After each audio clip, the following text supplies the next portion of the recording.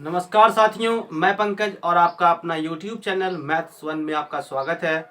दोस्तों, class 10th के भाई बहन ठीक है के लिए क्लास यानी कि एक्सरसाइज दोस्तों 1.3 जो कि हम स्टार्ट किए हुए हैं, स्टार्टिंग से आपको हम बताए हैं दोस्तों। ठीक है, तो आज जो है ना ये लेसन यानी कि 1.3 जो है, इसमें टोटल दोस्तों आपको हम बताए थे पहला प्रश्न यानी कि √5 एक अपरिमेय संख्या है, इसे सिद्ध कीजिए। ठीक है, उसके बाद है आपका सिद्ध करिए कि 3 + 2√5 एक अपरिमेय संख्या है।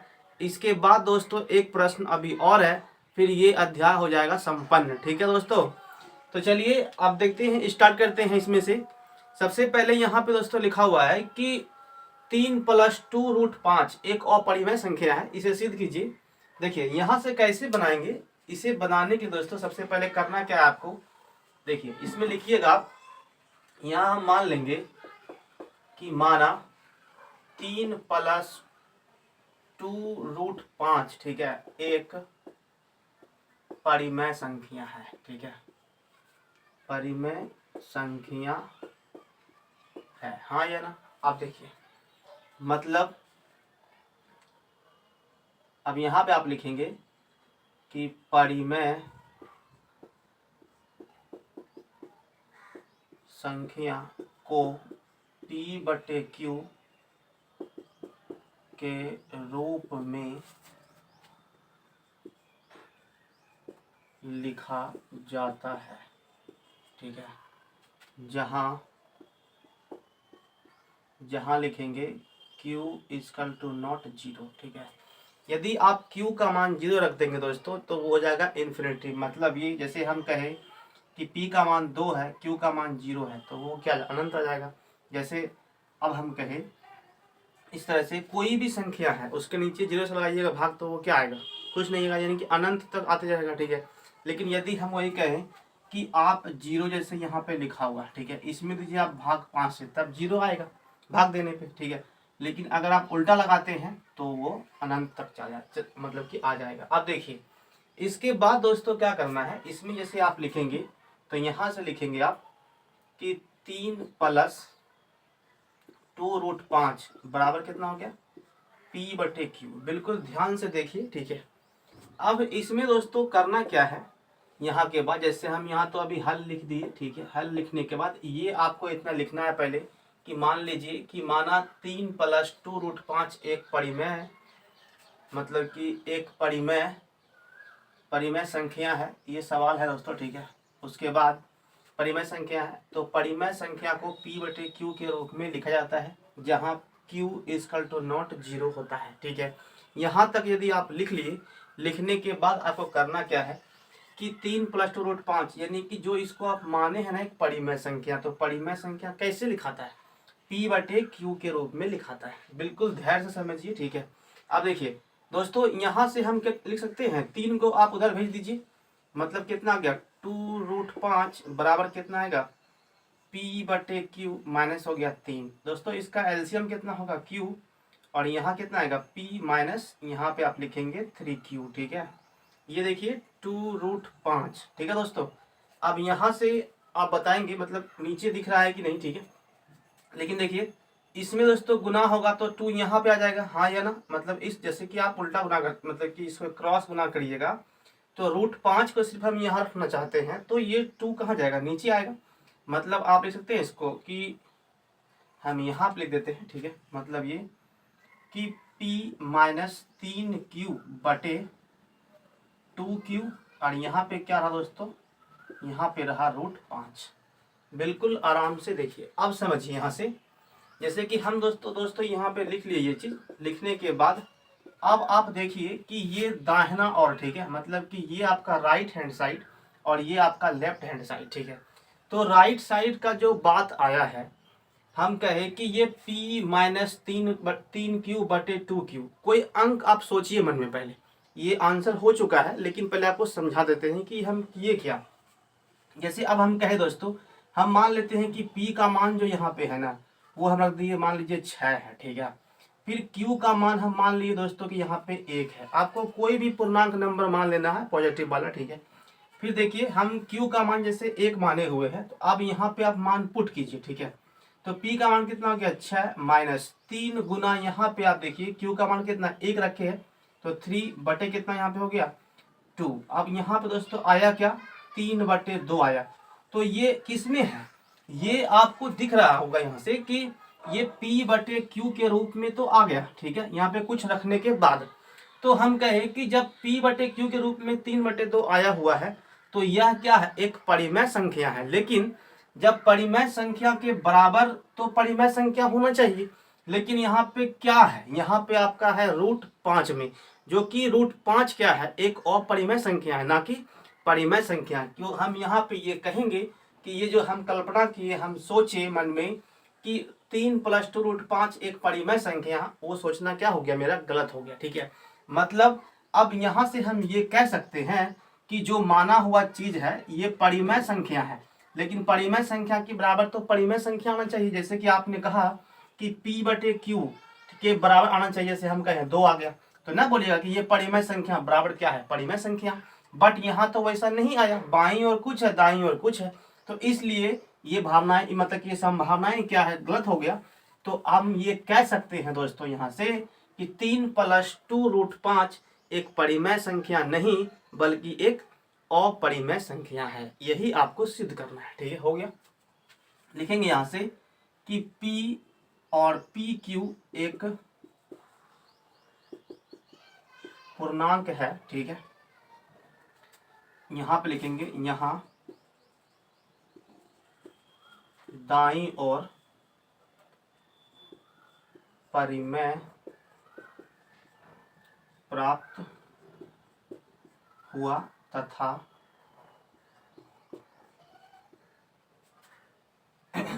बाईं ओर अपरिमेय, ठीक है। इसलिए 3 + 2 √5 एक अपरिमेय संख्या है, ठीक है। इतना बात दोस्तों आपको लिख देना है और आपका आंसर हो जाएगा, ठीक है। क्योंकि आपको हम यहाँ पे इसका वैल्यू रख के समझा दिए कि किस तरह से ये हो सकता है। अब देखिए आते हैं दोस्तों सवाल नंबर 3 पे। कृपया इसका आप SS मतलब स्क्रीनशॉट ले लें, ठीक है, ताकि आप फिर से एक बार आप अच्छे से समझेंगे, बनाएंगे, ठीक है, तो आपको समझ में आता जाएगा। अब देखिए ये लेसन है, मतलब कि ये 3 नंबर का सवाल शायद ये आता है, ठीक है। तो आप देखेंगे कि इस बार की जो एग्जाम हुआ है 10th का, उसमें भी ये सवाल पूछा हुआ था। तो आपको अच्छे से बनाना है ताकि बिल्कुल 10th में यानी कि 90 से 95% नंबर आपको आराम से आ जाए, ठीक है। देखिए 5 से 4 महीने में दोस्तों आपका ये सिलेबस कंप्लीट हो जाएगा, ठीक है, अंदाज।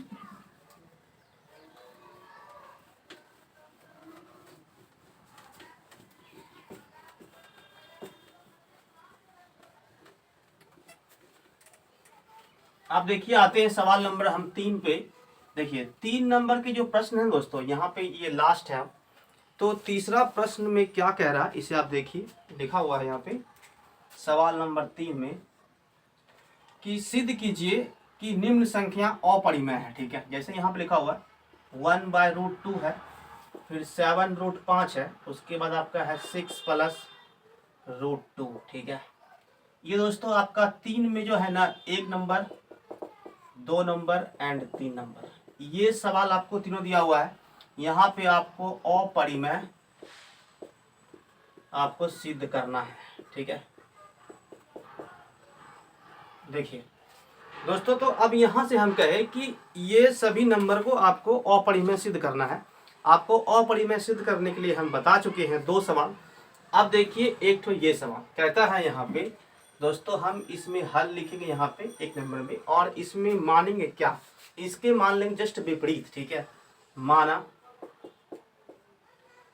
कि 1/√2 एक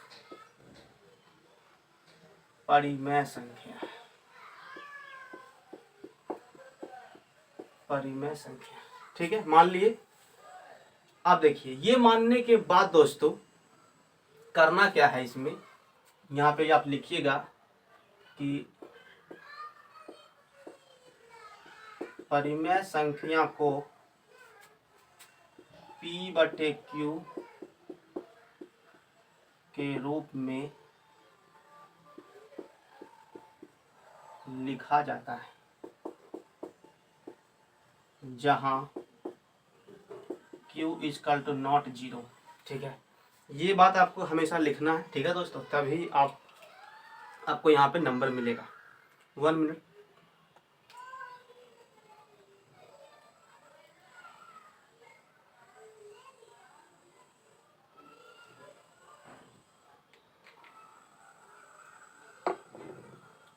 अब देखिए आगे।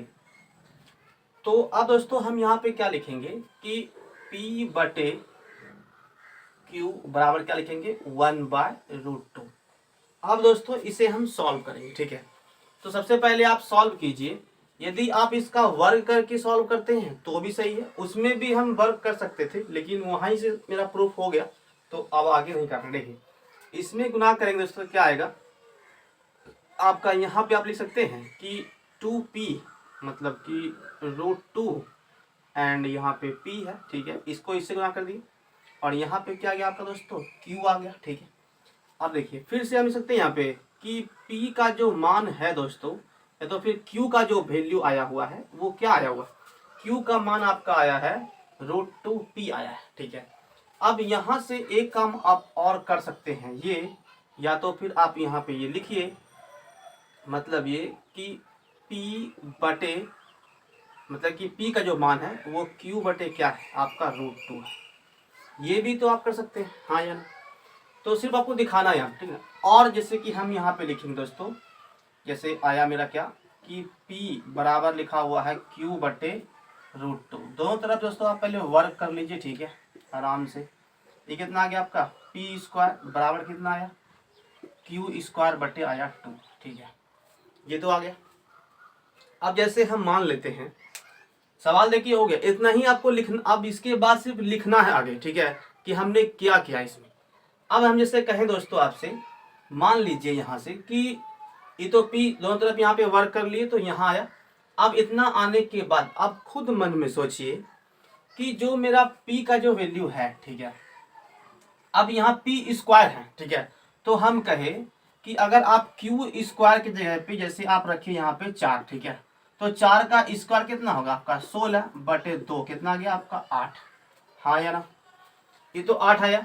अब जैसे हम यहाँ बात करते हैं कि देखिए कि 8 जैसे इसका वैल्यू आया हुआ है, तो एक काम ये कर सकते हैं कि हम p² का जैसे मान निकालते हैं तो 8 आने के बाद यह एक क्या आया, यह एक परिमेय संख्या आया। हाँ या ना, तो परिमेय संख्या आ जाने के बाद दोस्तों आप यहाँ से डिसाइड कर लेंगे कि मेरा, जैसे कि हम कहे कि यहाँ से देखिए कि p बटे q का मान एक 1/√2 में, मतलब कि हर हाल में जो है कि परिमेय संख्या आ रहा है, लेकिन यहाँ तो दिया हुआ क्या है एक अपरिमेय संख्या दिया हुआ है।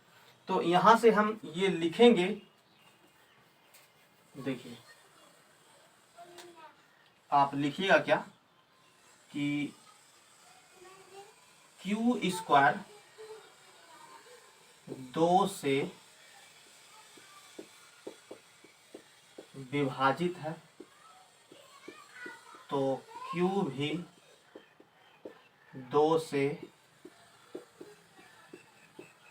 विभाजित होगा। हाँ यार, अब हम जैसे यहाँ पे कहे कि यहाँ कोई वैल्यू नहीं है, स्क्वायरिंग नहीं है, मान लीजिए सिर्फ q है, तो q का मान भी यदि हम रखेंगे, मान लीजिए वहाँ पे 4 रख दिए, 8 रख दिए, 7 रख दिए, कुछ भी रख दिए, तो वो तो उससे विभाजित हो ही जाएगा। विभाजित नहीं भी हुआ, अगर हम मान लीजिए यहाँ पे कुछ और रख देते हैं, ठीक है, उससे विभाजित मान लीजिए नहीं हुआ, तो क्या हुआ कि वह एक परिमेय संख्या के रूप में ही बन रहा है। लेकिन हम जो माने हुए हैं कि यह एक परिमेय संख्या है, तो मेरा मानना तो यहाँ पे गलत हो गया ना। तो जब गलत हो गया मानना, तो क्योंकि यहाँ पे तो एक अपरिमेय संख्या ही आना चाहिए। ठीक है, तो ये मेरा मानना क्या यहाँ पे गलत है।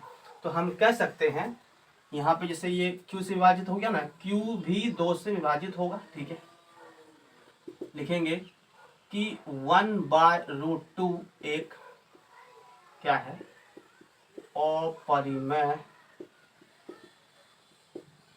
अपरिमेय संख्या। ठीक है, आप इतना लिख देंगे। नहीं तो देखिए यहाँ से दोस्तों एक चीज आप और मान सकते हैं आगे। ठीक है, इसके बाद का होता है, जैसे हम मान लेंगे कि q का मान जैसे हम रख दिए, जैसे हम कहें कि m है। ठीक है, अब m की जगह पे कुछ रखिए, बात आके वहीं पड़ेगा। ठीक है, तो उतना लंबा आपको जाने की जरूरत नहीं है, सिर्फ आपको ये करने का वर्क कर लीजिए, इतना आया।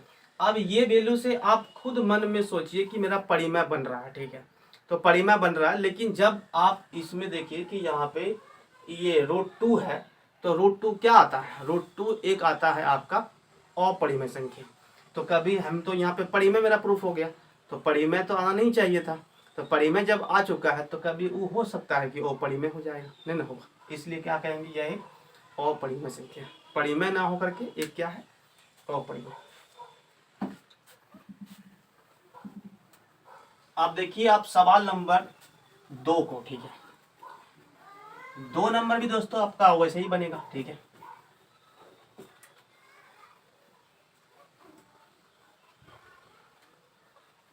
देखिए आपको हम बताते हैं जैसा शॉर्ट में इसमें, जैसे दोस्तों यहाँ पे आप तो वही चीज सेम लिखेंगे। हम क्या करेंगे कि 7√5 बराबर कितना हो गया, P/Q, ये करेंगे।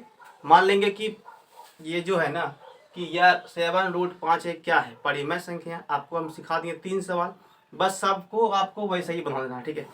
तो देखिए यहाँ पे आप क्या करें दोस्तों, यहाँ से भी आप समझ पा रहे हैं कि ये वर्ग करने पर, जैसे इसको इससे गुना किए तो कितना आ गया, 7√5 इंटू P बराबर ये Q, और यहाँ पे कितना आ गया P। दोनों तरफ दोस्तों आप वर्ग कीजिए तो कितना आएगा, देखिए तो ये कितना आ रहा है आपका 49 गुना 5, यहाँ पे क्या हो गया आपका Q बराबर क्या है यहाँ पे P², ठीक है। तो अब देखिए जैसे कि P² का वैल्यू कितना आ गया, ये सभी संख्या जो कि आया हुआ है आपका परिमेय संख्या के रूप में आया हुआ है, हाँ या ना। तो अब जैसे कि इसका गुणज है तो कोई वैल्यू यहाँ पे रखिए, ठीक है, कोई वैल्यू यहाँ पे रखिए, वैसे हम कहें कि 1600 रखिए, 800 रखिए, 400 रखिए।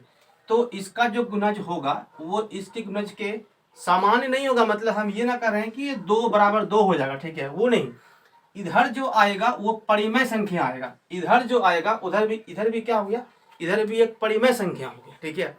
तो यह मेरा मानना क्या हो गया, गलत हो गया, क्योंकि यहाँ पे आप देखिए जब इसको सॉल्व करते हैं तो यह एक परिमेय के रूप में बन जाता है, ठीक है। जबकि आना चाहिए क्या आपका अपरिमेय के रूप में आना चाहिए, तो वो तो हो नहीं रहा। इसलिए हम इसमें भी क्या करेंगे कि 7√5 जो है एक परिमेय संख्या ना होकर के एक अपरिमेय संख्या है, बस आपको इतना लिख देना है, हो जाएगा आंसर। अब देखिए ये सवाल तो इसको भी आपको वैसा ही बना लेना है, ठीक है, और इसमें कोई नहीं है, ठीक है। ये दोस्तों आपका होमवर्क रहा, इसे आप बना लेंगे घर में खुद से, ठीक है। यदि वीडियो पसंद आया हो तो कृपया इसे लाइक कीजिए और दोस्तों में खूब सारा शेयर भी कीजिए, ठीक है दोस्तों। और चैनल को कृपया करके सब्सक्राइब जरूर से कीजिए, जरूर से जरूर, ठीक है। देखिए अब हम दोस्तों आएंगे मतलब कि कल के वीडियो में, यानी कि एक्सरसाइज 1.4, ठीक है। उसमें भी लगभग एनसीईआरटी बुक से स्टार्ट करने का मेरा मकसद मेन यही था दोस्तों, क्योंकि इसमें जो है ना मतलब कि 1 लेसन में 5 सवाल, 6, 7 इस तरह से सवाल है, ठीक है।